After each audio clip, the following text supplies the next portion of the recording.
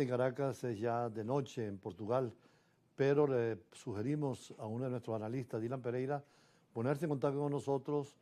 para analizar algunos de los temas, sobre todo en Europa, particularmente con el desafío de la nueva política de Estados Unidos y las reacciones de la Europa buscando nuevos mercados e incluso buscando un perfil propio para sus Fuerzas Armadas. ¿Qué opinas?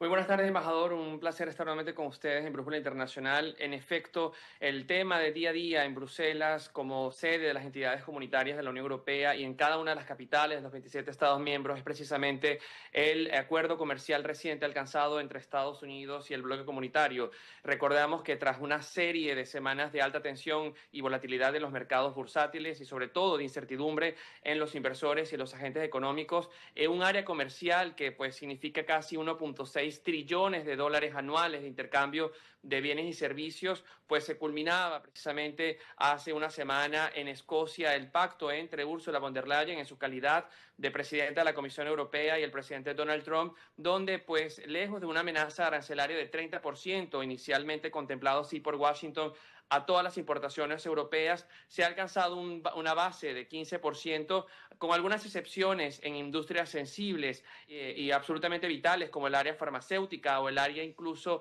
de la aviación, pero que para los europeos o gran parte de los europeos que tienen un sentimiento más federalista, pues ven con una pérdida para el bloque, ya que significa además una inversión de más de 700.000 millones de euros directos de Europa en Estados Unidos y además el compromiso del bloque de comprar a Estados Unidos más de 650.000 millones de euros en petróleo y gas natural licuado, pero que además sucede en un punto importante donde Europa está intentando reestructurar su matriz energética altamente dependiente de Rusia antes de la guerra y además, como usted decía, embajador, intentar revitalizar su rol geopolítico en el mundo. Ahora, la Unión Europea sigue siendo una expresión única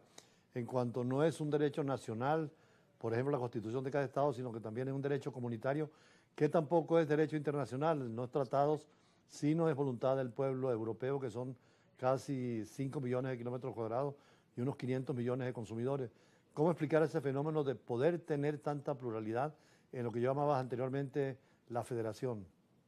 Así es, embajador. Yo creo que el eslogan de la Unión Europea oficial sintetiza este espíritu y es precisamente unidos en la diversidad. 27 Estados miembros, 25 lenguas oficiales, más de 500 millones de personas, pero comprometidos a valores y principios comunes como la democracia, los derechos humanos y el Estado de Derecho. Y como usted bien ha explicado, embajador, pues la historia de los tratados europeos que comenzaba con el Tratado de París y la fundación de la Alianza para el Acero y el Carbón como un germen inicial de lo que se convertiría tras el Tratado de Roma en la Comunidad Económica Europea y posteriormente tras el Tratado Fundacional de Maastricht de la Unión Europea, pues un derecho paneuropeo que es superior en nivel jurídico y legislativo a los Estados miembros, pero que además es adoptado por cada uno de ellos en múltiples procesos de negociación. Existe allí pues una legislación nacional que se complementa a la legislación europea y que ha dado fruto un organigrama jurídico político absolutamente fascinante, como es el caso de la Comisión Europea, que tiene un rol casi de poder ejecutivo y lo vemos precisamente en su capacidad de iniciativa legislativa, como lo ha hecho en el acuerdo comercial, donde tiene plena capacidad y potestad de decidir con una mayoría cualificada, pero también en la configuración del Consejo de la Unión Europea, que reúne a los ministros pues de cada una de las áreas especializadas, entre ellos uno de los más relevantes sin duda el Consejo de Asuntos Exteriores, que mes a mes reúne a los jefes de la cartera de exterior de las 27 capitales y que requiere un principio de unanimidad y que además ha venido fortaleciendo su papel y rol en áreas como la defensa, sobre todo con el nuevo mandato de Kaja Kallas. Y esto en sintonía pues significa un paradigma para los modelos de integración a los que en América Latina hemos intentado apuntalar, pero que sin lugar a dudas hay mucho trabajo por hacer. El poder, que en definitiva es la finalidad de la política para la convivencia social,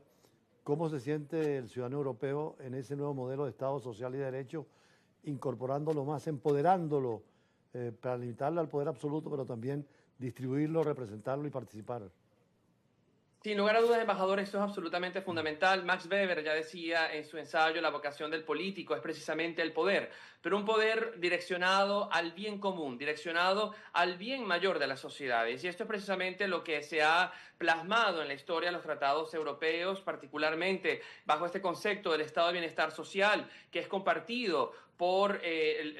los miembros de esta unión, que han cedido, sin lugar a dudas, parte parcial, por supuesto, de su soberanía, pero en favor de un bien comunitario y de una identidad común que trasciende fronteras físicas tradicionales. Y es un modelo importante, sobre todo en un momento del mundo donde las democracias pues sufren una profunda erosión en todos los continentes. Vemos el intento permanente de decadencia autoritaria de muchísimos regímenes políticos que se expresan en reformas constitucionales que van en contra de la pluralidad y del principio de la diversidad y de la alternancia del poder, y que atenta principalmente contra los derechos humanos. Creo que estamos en una encrucijada global donde esta realidad también se está reflejando en la institucionalidad multilateral, y por ello, de cara de hecho a la próxima Asamblea General de Naciones Unidas en Nueva York en septiembre, pues hay una demanda concisa de los países, sobre todo del sur global, de reformar estas instancias multilaterales que generen a su vez un mayor